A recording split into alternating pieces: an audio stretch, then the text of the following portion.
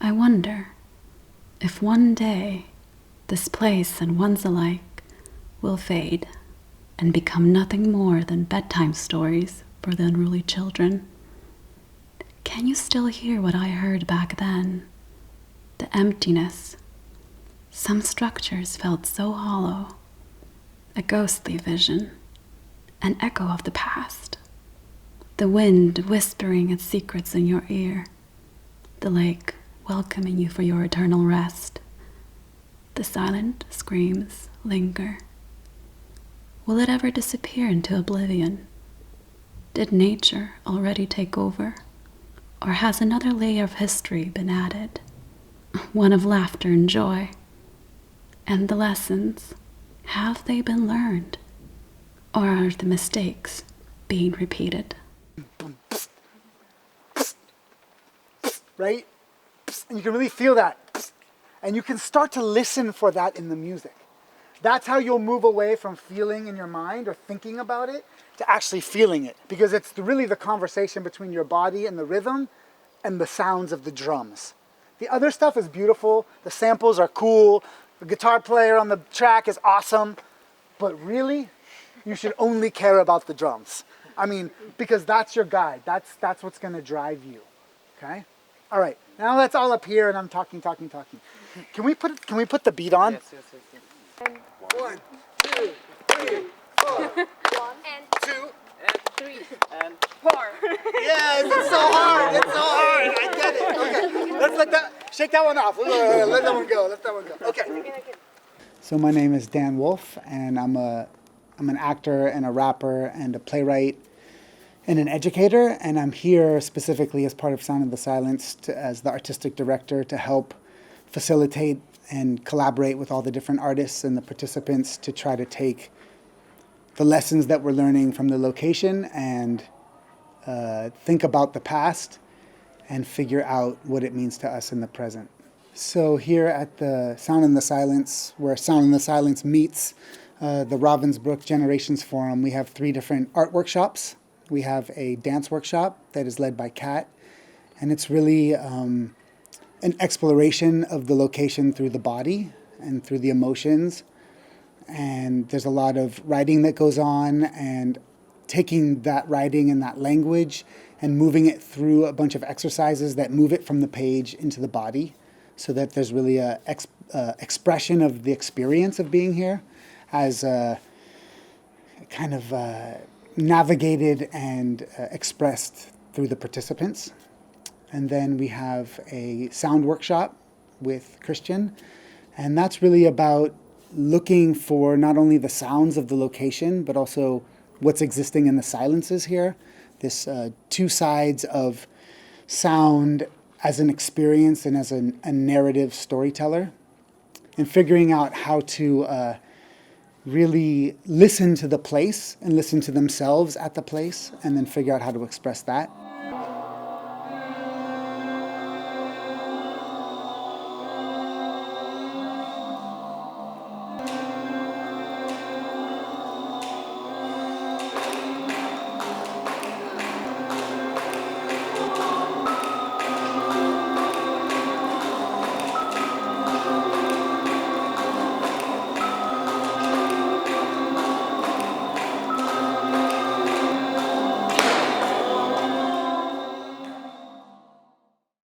And then we have a rap workshop with Lena, and it's really about doing all of that, those same ideas, but pushing them and capturing them through language and through written language that's not only rhymes, but is actually on a beat, and figuring out how rap and history really fit together. So Sound in the Silence is a 7-day process this time.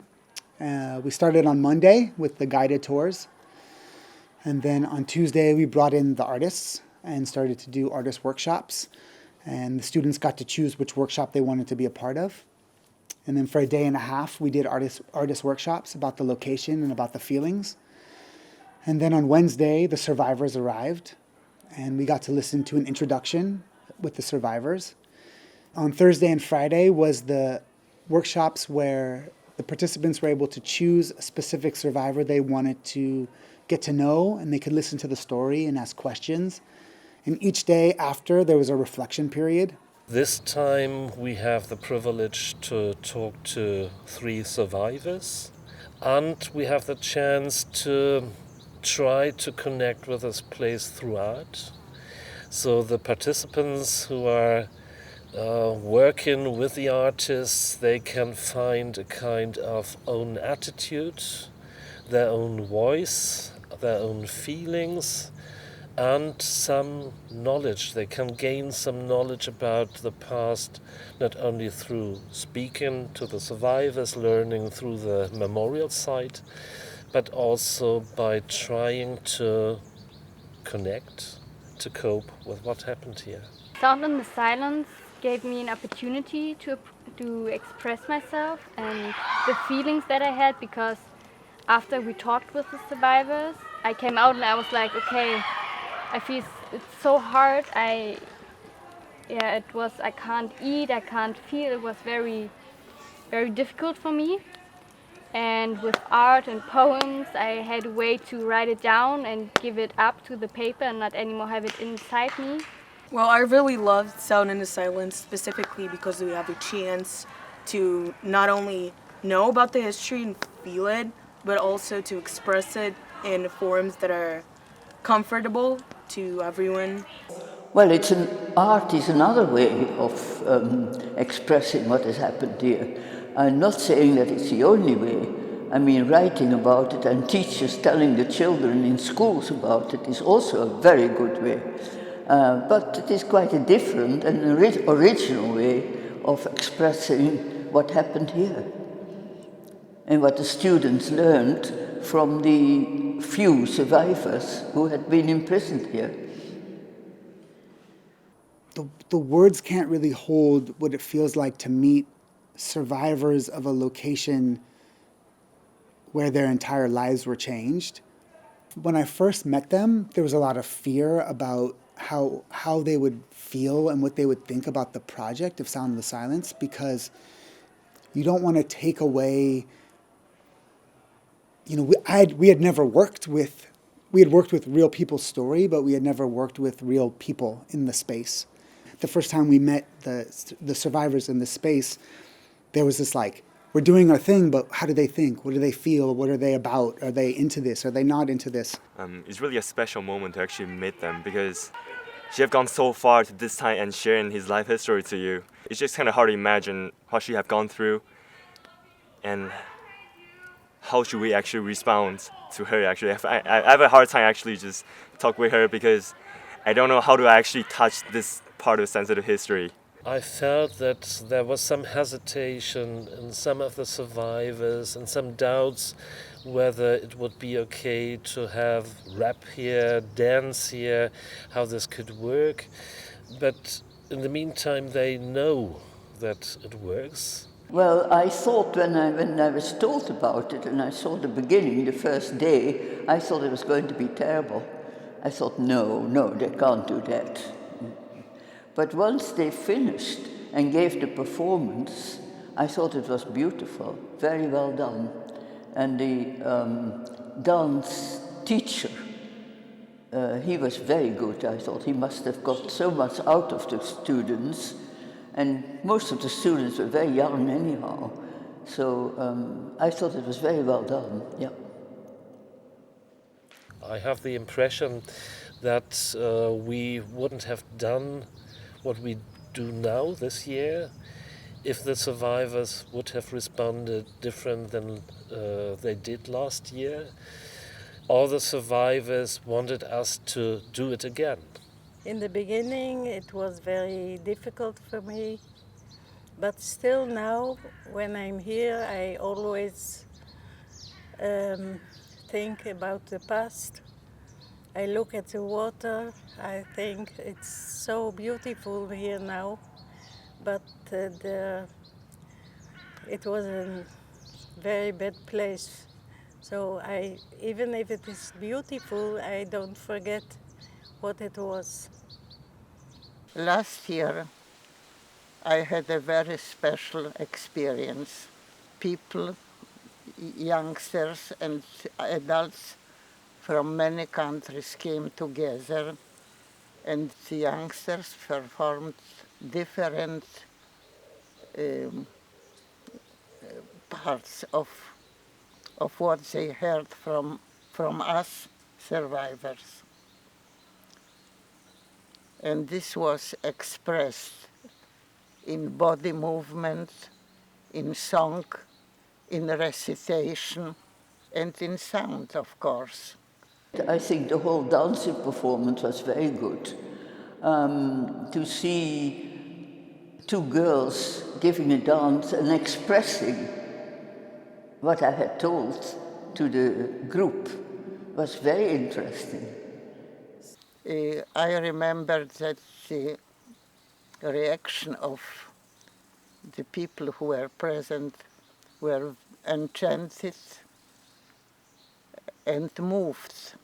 How is it possible that you youngsters who did not survive this terrible hell, they could express and live our lives? I couldn't come over my tears because I was moved by the fact that I saw people from so many countries and so many languages. And English was our common language. You know, it was a fulfillment of a dream from then, when I wanted to tell the world. And my vow was in Auschwitz, if I survive, I will tell the world, and this is what I am doing. So many horrible things have happened, in fact, unexplainable horrible things have happened, horrible. Never thought that it could happen. Nobody believed it. It's really unbelievable what has happened. But it has happened, and I think if art is a way to express that, then that's a good way. It teaches the people who are maybe not interested, but were interested in art, also what has happened. And I think that's a very good way. To me, it was very special that moment when I heard from her the story about her life, Emmy's life. And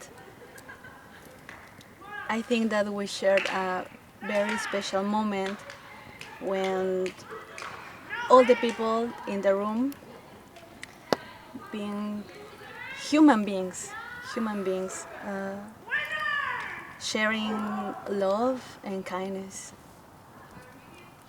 And that's what I think is one good thing, because what they're doing here too is, and what should happen in the whole of the world actually, is for the different nations, different people to come together and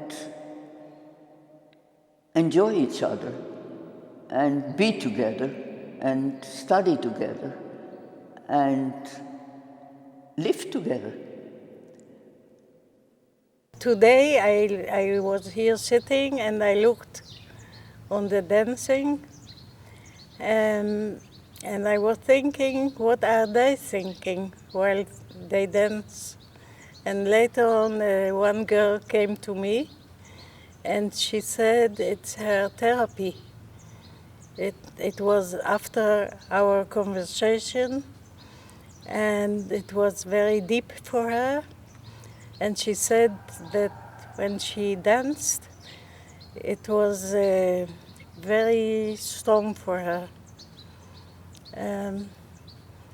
I was happy to hear it.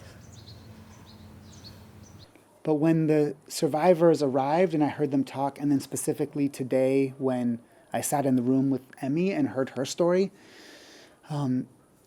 just the gravity of it and the reality of it and the truth about her story really touched me deeply. I really feel a deep connection to her story, and she reminds me a lot of my mother's mother. So for me, there was a lot of inward looking and a lot of emotion came up for me today. And so I think also for the participants that happens. And the interesting thing is to watch how everybody really starts to navigate this this change, because some people retreat back. Some people find it comforting to sit next to the survivor and have a conversation and get to know them, which is the beautiful opportunity that we have here. Others want to say things, but don't know how to say it and don't know what is acceptable to say.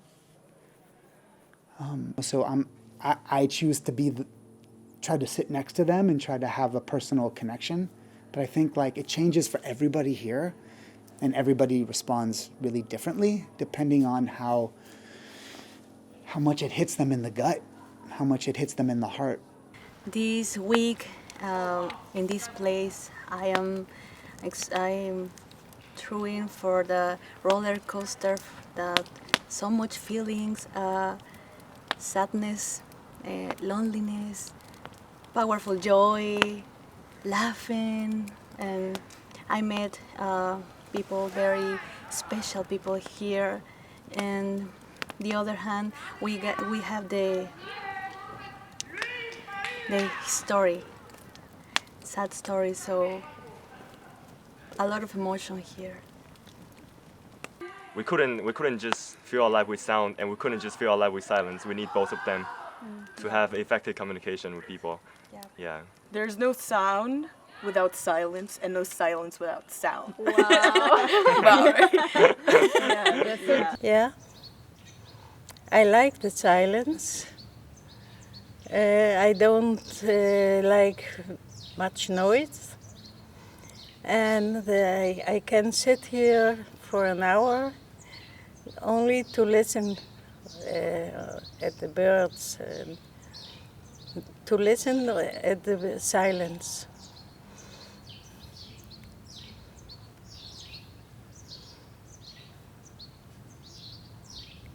You hear it? Me too.